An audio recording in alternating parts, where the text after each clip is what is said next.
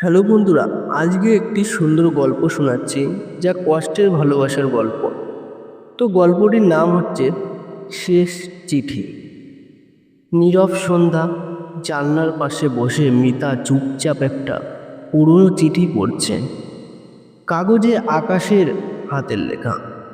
যদি কখনো আমাকে খুঁজে না পাও মিতা, মনে রেখো আমি তোমার জন্যই বাঁচতে চেয়েছিলাম 1 বছর আগে। আকাশ আর মিতা ছিল কলেজের প্রেমিক যুগল। প্রতিদিন দেখা, গল্প, একসাথে ভবিষ্যৎ গড়ার স্বপ্ন। কিন্তু একদিন হঠাৎ আকাশের জীবন থেমে গেল একটি দুর্ঘটনায়। মিতা তখনও জানতো না। হাসপাতালে নিয়ে যাওয়ার আগেই আকাশের শেষবার ফোন করেছিল ওকে। বলেছিল, মিতা আমি তোমাকে খুব ভালোবাসি, শুধু তুমি সুখে থেকো। সেদিনের পর মিতা একা, প্রতিদিন আকাশের স্মৃতিগুলো নিয়ে বেঁচে থাকে। মাঝে মাঝে চিঠিটা খুলে পড়ে, চোখ ভিজে যায়।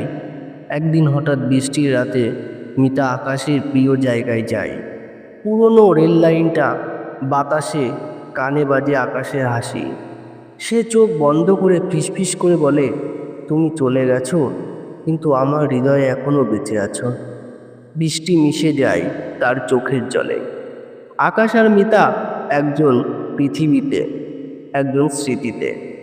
কিন্তু ভালোবাসা সে রয়ে যায় অমর, সেই শেষ চিঠির মতো, যা কখনো শেষ হয় না।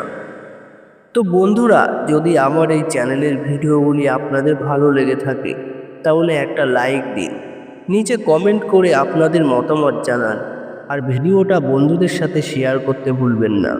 আর হ্যাঁ, নতুন নতুন ভিডিওর আপডেট পেতে চ্যানেলটা সাবস্ক্রাইব করে বেল আইকনটি অন করে রাখুন।